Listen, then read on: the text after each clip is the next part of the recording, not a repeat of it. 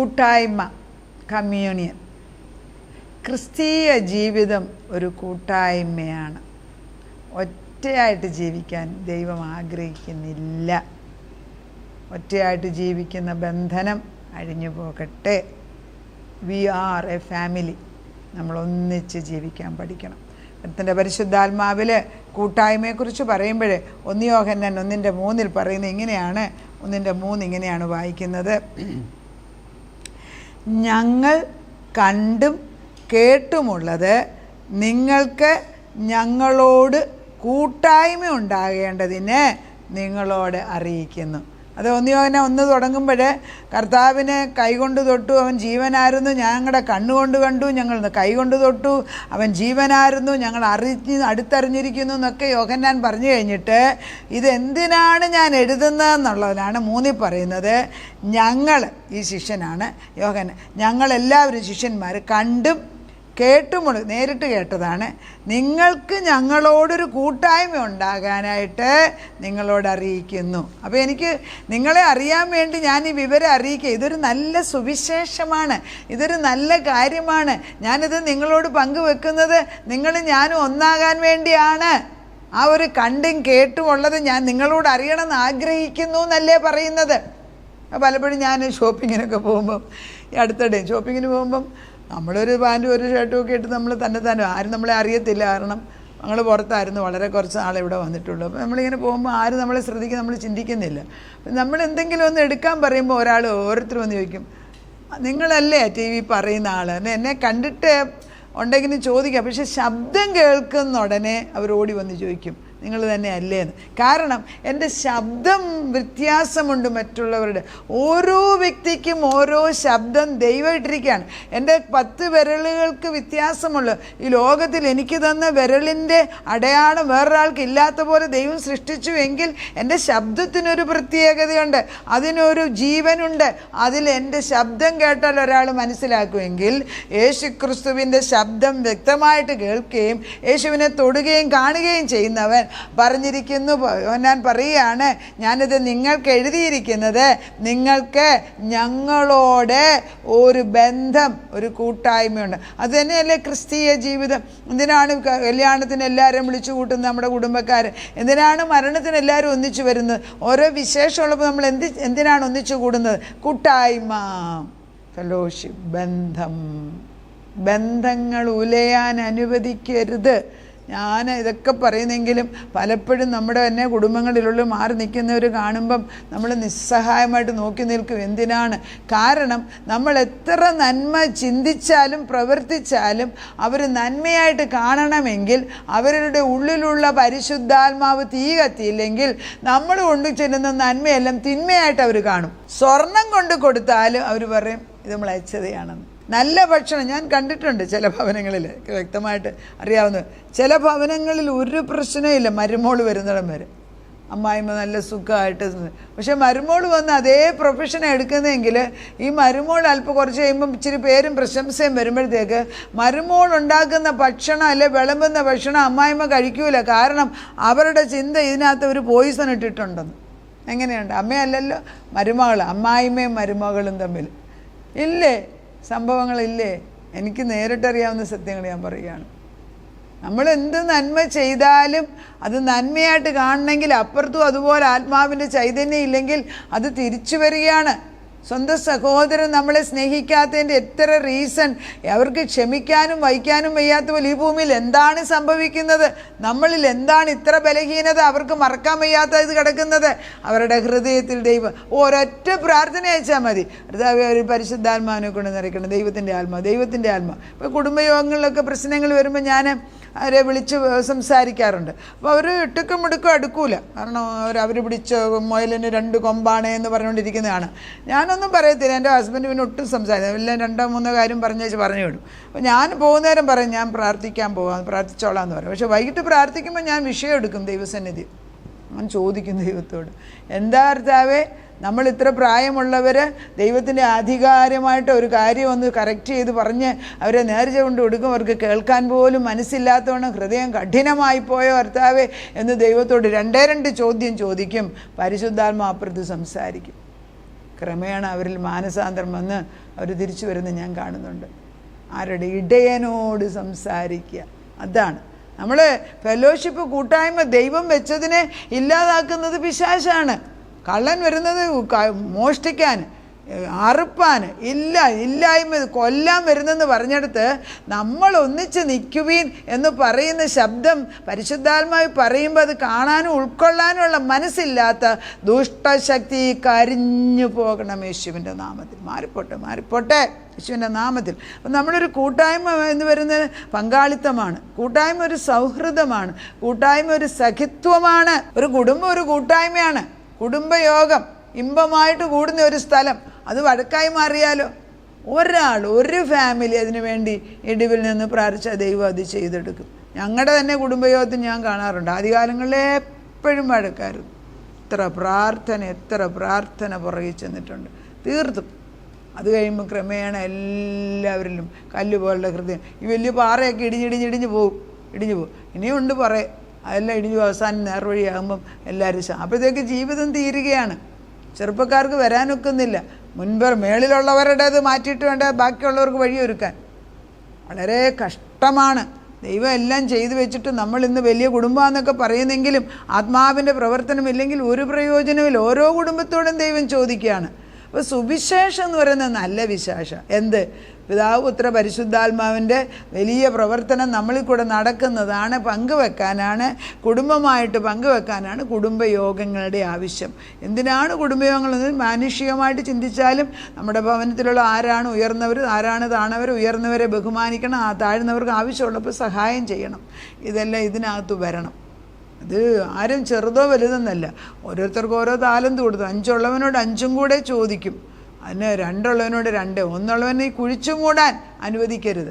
വിളിച്ചു കൊണ്ടുവരിക, തിരിച്ചു കൊണ്ടുവന്ന് അവരെ ആക്കിയെടുക്കുക. അപ്പം നമ്മൾ ഈ കൂട്ടായ്മ എന്ന് പറയുന്നത് ഒരു സഖിത്വമാണ്, ഒരു സൗഹൃദമാണ്, ഒരു പങ്കാളിത്തമാണ് എങ്കിൽ ദൈവം പറയുകയാണ്, ദൈവത്തിൻ്റെ പരിശുദ്ധാത്മാവിൽ യോഹന്നാൻ്റെ 6:53 പറയുന്നുണ്ട്, അവൻ നമുക്ക് വേണ്ടി അവൻ്റെ ശരീരത്തെ തന്നു.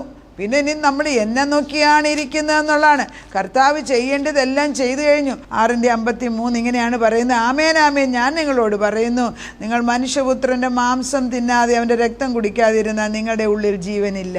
അപ്പം ജീവനെ കൊടുക്കുന്ന വചനം കൊടുക്കാനാണ് സുവിശേഷം. യേശുവിൻ്റെ വാക്കാണ്. ഒന്നുകിൽ നമ്മൾ യേശുവിനെ പൂർണ്ണമായിട്ടും വിശ്വസിക്കണം.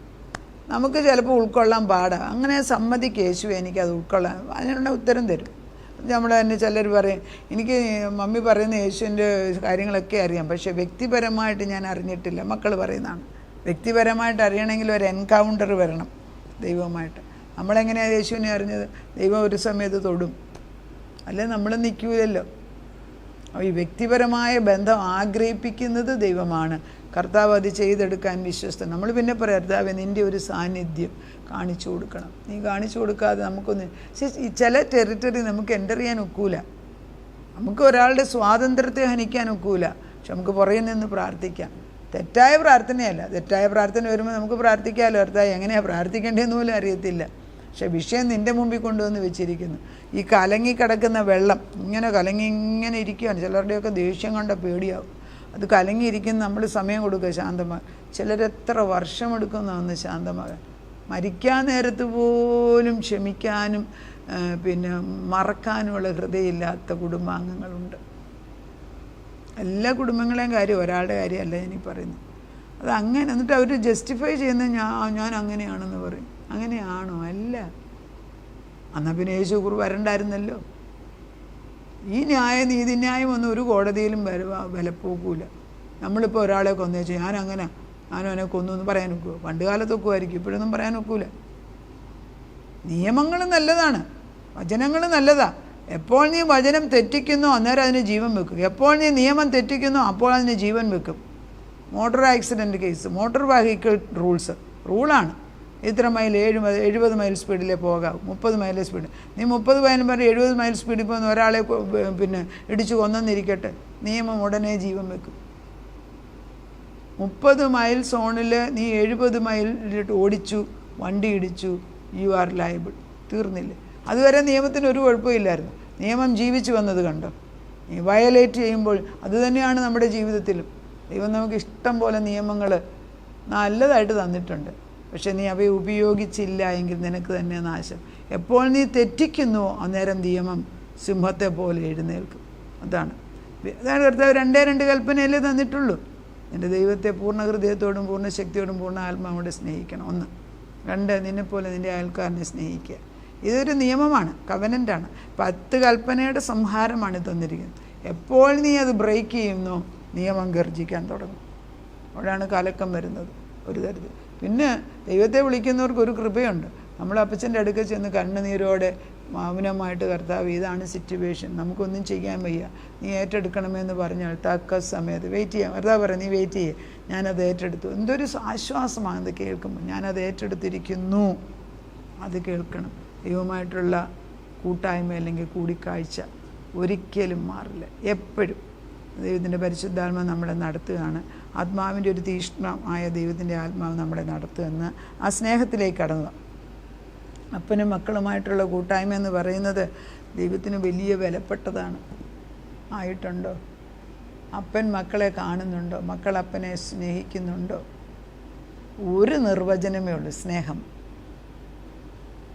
അതിനകത്ത് കരട് കയറരുത്. അത് എങ്ങനെ ചെയ്യണമെന്ന് എനിക്കും അറിയത്തില്ല. പക്ഷേ എനിക്ക് ഒരു സത്യം അറിയാം, സ്നേഹമാവുന്ന യേശുവിനെ വിളിച്ചുകൊണ്ട് വരിക. നമ്മുടെ സ്നേഹമൊന്നും കാണിക്കേണ്ടെന്ന്, അതൊക്കെ നിർത്തുന്നേ. പലപ്പോഴും നമ്മൾ ധൃതി പിടിച്ച് നന്മ ചെയ്യുന്നത് ഓവറായി എന്ന് പറയും ചിലർ. ചിലപ്പോൾ നമ്മൾ ചെയ്യാൻ വയ്യായിരിക്കുമ്പോൾ അവർ ദുഷ്ടയാന്ന് പറയും. ചിലപ്പോൾ നമ്മൾ അവരെ ഒന്ന് നോക്കി ചിരിച്ചില്ലേ പറയും അവർക്ക് വലിയ ഗമയാണ്. ഇത് അങ്ങോട്ടും വയ്യ ഇങ്ങോട്ടും വയ്യ, അതാണ് ലോകം. പക്ഷേ യേശുവിനെ കൊണ്ടുവന്ന് നിർത്തിച്ച് കർത്താവേ നിന്നിലാണ്. In him we live and move and have our being. നിന്നിലാണ് ഞാൻ ചരിക്കുന്നതും ജീവിക്കുന്നതും ഇരിക്കുന്നതും നിന്നിൽ. അപ്പോഴാണ് ദൈവത്തിൻ്റെ സാന്നിധ്യം. നമ്മൾ മറ്റുള്ളവർ പറയുന്നതിൻ്റെ ആ വലിയ നമ്മളെ ഉപദ്രവിക്കാനായിട്ട് പിശാചു പറയിപ്പിക്കുമല്ലോ, അതിൻ്റെ സാന്ദ്രതയെല്ലാം കുറഞ്ഞ് അത് പിന്നെ ഭൂമിക്കടിയിലോട്ട് പോയി വളമായിട്ട് അവിടെ വേറെ നല്ല വൃക്ഷം കിളുത്ത് വരും. പക്ഷെ ഒറ്റയൊരെണ്ണം പോലും നമ്മളെ തൊടാൻ ദൈവം അനുവദിക്കത്തില്ല. നമുക്ക് പ്രാർത്ഥിക്കാം. കമ്മ്യൂണിയൻ, കൂട്ടായ്മ ദൈവത്തിന് എത്രയോ ഇഷ്ടമാണ്. കുടുംബം ഒന്നിച്ച് കഴിയാൻ ദൈവം ആഗ്രഹിക്കുകയാണ്. ഈ കൂട്ടായ്മ എന്ന് പറയുന്ന ഒരു വലിയ ഭാഗ്യ പദവിയാണ്. അതിലേക്കൊന്ന് കയറാൻ എത്ര പേര് ആഗ്രഹിക്കുന്നു. ദൈവം കൂട്ടായ്മയാണ്, പിതാവും പുത്രനും പരിശുദ്ധാത്മാവും. അവർ നമുക്ക് ഒരു പ്രശ്നമില്ല. 3 പേഴ്സണാലിറ്റീസ് എങ്ങനെയാണ് അവരൊന്നിച്ച് നിൽക്കുന്നത് ഞങ്ങൾക്കറിയത്തില്ല. പക്ഷേ അത് സത്യമാണ് താനും. ഞങ്ങളത് മനസ്സിലാക്കാൻ ആത്മാവ് കൊണ്ട് കാണുകയാണ്. പിതാവും പുത്രനും പരിശുദ്ധാത്മാവും. ഒരു 3 പേരും 3 പേഴ്സണാലിറ്റീസ് ഒന്നിച്ച് ഇന്ന് വരെ ഒരിക്കലും മാറാതെ നിൽക്കുകയാണ്. ആ ഒരു ത്രികോണത്തിനകത്ത് ഞങ്ങൾ കടന്നു വന്നു കഴിഞ്ഞു. ദൈവം അറിയാതെ ഒന്നും സംഭവിക്കത്തില്ല. കർത്താവിൻ്റെ സ്നേഹത്തിലേക്ക് ഞങ്ങൾ കടന്നു വരിക. ദൈവവുമായിട്ടുള്ള ഒരു കൂട്ടായ്മ ഞങ്ങൾക്ക് തന്നു കഴിഞ്ഞാൽ ഞങ്ങളുടെ ഭവനത്തിൽ ആ കൂട്ടായ്മയുടെ റെപ്രസെൻറ്റേഷൻ ഉണ്ടാകണം. അത് ഭവനത്തിൽ വന്ന് വീഴണം. അപ്പച്ചൻ സൃഷ്ടിച്ചതാണ് കുടുംബം. അപ്പച്ചൻ്റെ ഏറ്റവും വലിയ പ്രധാനപ്പെട്ട പ്രസ്ഥാനമാണ് കുടുംബം. അതാണ് കുടുംബമാണ് സഭയായിട്ട് മാറുന്നത്. പക്ഷെ സൃഷ്ടിച്ച സഭയ്ക്കകത്ത് കുടുംബങ്ങളാണ് വരുന്നത്. ഓരോ ന്യൂക്ലിയർ കുടുംബങ്ങളും അതിൻ്റെതായ പ്രധാന കണ്ണിയാണ്. അത് തെറ്റിപ്പോകാൻ പിശാച് അടിതൊട്ട് മുടി വരെ അവൻ പ്രയത്നിക്കുന്നുണ്ട്. സ്ത്രീ പുരുഷനും പുരുഷനും സ്ത്രീയും ആയിട്ട് മാറുന്ന ഒരു കാലം. ദൈവം സൃഷ്ടിച്ച പുരുഷനെ സ്ത്രീയാക്കി കാണിക്കും. ദൈവം സ്ത്രീയും പുരുഷനുമായിട്ടാണ് സൃഷ്ടിച്ചതെന്ന് ഉൽപ്പത്തിയിൽ പറഞ്ഞിട്ടുണ്ട്. സ്ത്രീയും പുരുഷനും ഒന്നായിട്ടാണ് ദൈവം കണ്ടത്. പുരുഷനും പുരുഷനും കൂടെ അല്ലല്ലോ, സ്ത്രീയും കൂടെ അല്ലല്ലോ കർത്താവേ. അങ്ങനെ ദൈവസ്നേഹത്തിൻ്റെ ആഴത്തിൽ സത്യത്തെ മനസ്സിലാക്കി ദൈവം നിയോഗിച്ചുണ്ടാക്കിയ നിയമങ്ങൾക്ക് മനുഷ്യനാകുന്ന നമ്മൾ മാറ്റം വരുത്തിയിട്ട് തലതിരിച്ച് നടക്കുന്ന വാല് തലയുമാകുന്ന ഒരു ഗതികേട് ഇപ്പോൾ ഉണ്ടായിരിക്കുക. കർത്താവേ, നിൻ്റെ ആത്മാവ് ദൈവമക്കളെ ഉണർത്തണമേ, അടിച്ചുണർത്തണമേ എന്ന് പ്രാർത്ഥിക്കുന്നു. പുതിയ കാറ്റുകൊടുത്തണ അയക്കണമേ. ഞാൻ ഉണർന്നാൽ എൻ്റെ ദേശം ഉണരും, ഞാൻ ഉണർന്നാൽ എൻ്റെ ഭവനം ഉണരും. നമ്മൾ ഓരോരുത്തരും ദൈവം ഏൽപ്പിച്ചിരിക്കുന്ന തിരികൾ ചിലരുടേതൊക്കെ കത്തിയാണ് നിൽക്കുന്നത്. ചിലരത് കെട്ടുപോയിട്ടുണ്ടെങ്കിൽ വീണ്ടും കത്തിക്കണമേ എന്ന് ഞങ്ങൾ പ്രാർത്ഥിക്കുന്നു. Let the light pass through. എല്ലാവരും ഫ്ലോ ത്രൂ ലോഡ്. പാസ് ചെയ്യട്ടെ അപ്പച്ച, ആ വെളിച്ചം ദേശം മുഴുവൻ പടരട്ടെ. അങ്ങനെ അനേക വെളിച്ചമാകുമ്പോൾ മുകളിൽ നോക്കുമ്പോൾ ഇതൊരൊറ്റ വെട്ടമായിട്ട് തോന്നാൻ നിനക്ക് സാധിക്കും. അങ്ങനെ കുടുംബങ്ങളിൽ സംഭവിക്കട്ടെ. ചേർച്ചുകളിൽ, സഭകളിൽ ഐക്യതയുടെ ആത്മാവിനെ ഇട്ട് തരണമേ. അതിനത് ചെയ്യുന്നതിനാൽ സ്തോത്രം. കുടുംബങ്ങൾ നേരെയായിട്ട് നദിയിൽ കുളിച്ചു പൊങ്ങുന്നത് ഞങ്ങൾ കാണുന്നു. പ്രാർത്ഥനയായിട്ട് ഉത്തരം തന്ന ദൈവത്തിന് നന്ദി. യേശുക്രിസ്തുവിൻ്റെ പുണ്യനാമത്തിൽ തന്നെ ആമേൻ.